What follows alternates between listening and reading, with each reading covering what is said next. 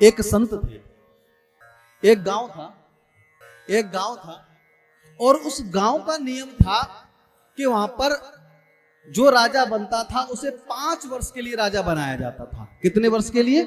5 वर्ष के लिए।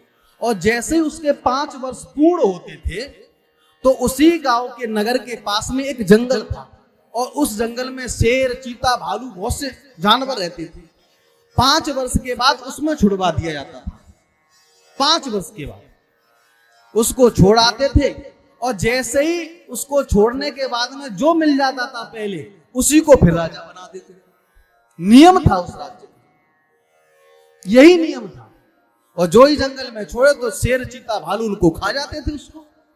तो एक व्यक्ति को छोड़ के आ रहे थे, दूसरे को जैसे ही वो छोड़ करके आए सो महाराज एक जटाधारी संत मिल गए। तो संत के पास गए और संत से कहा कि महाराज राजा बनना पड़ेगा। संत ने कहा कि महाराज सारे धन दौलत को छोड़ करके तो हम साधु संत बने हैं और तुम हमें फिर उस माया जाल में फंसा दे रहे हो, हम नहीं फंसना चाहते। बोलो राधे।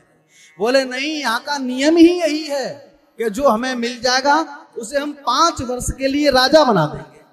बोले फिर 5 वर्ष के बाद राजा नहीं बनाते? बोले ना, जैसे उसकी 5 वर्ष पूर्ण होती हैं तो महाराज नगर के पास में जंगल है और जंगल के पास में छुड़वा देते हैं और उसमें शेर, चीता, भालू है, उसको खा करके बस उसकी गोविंदाय नमो नमः हो जाती है। संत ने कहा कि महाराज हम फिर क्यों बने राजा, हमें अगर मरना ही है तो क्यों बने राजा? बोले नहीं महाराज, अब तो बनना पड़ेगा, जबरदस्ती कर ली। बोले बनो।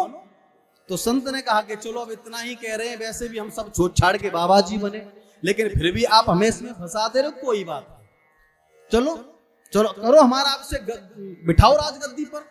सो उस संत को राजगद्दी पर बिठा दिया और जो ही राजगद्दी पर अभिषेक हुआ, मुकुट पहना गया संत महाराज को, तो संत महाराज ने सभी दरबारियों को बुलाया और सभी दरबारियों से कहा कि महाराज आ जाओ, सभी आ जाओ। बोले अब हम कौन हैं? बोले महाराज थोड़ी देर पहले संत थे लेकिन अब राजा हो। बोले राजा की आज्ञा का पालन होगा? बोले बिल्कुल होगा, जो राजा हुक्म करेंगे वही होगा। तो बोले एक काम करो। बोले क्या करें? बोले हमारी ये आज्ञा है कि महाराज नदी के पार जो जंगल है, बड़ी बड़ी जैसे भी मशीन बुलवा करके उस जंगल को सफाया करवा दिया जाए। बोलो राधे राधे। हाँ, जितना भी जंगल है और उसमें जितने भी जानवर हैं उन सबको महाराज बंदी बना करके चिड़िया घर में छोड़ दिया जाए। बोलो राधे। जो बचे ठीक है, जो मर जाए, जो बचे उनको छुड़वा दिया जाए। महाराज आज्ञा मिल गई राजा की और जैसे ही राजा की आज्ञा मिली तो महाराज जो जंगल था वो बिल्कुल साफ करवा दिया। जो चीता, भालू जो भी थे उन सबको बाहर निकाल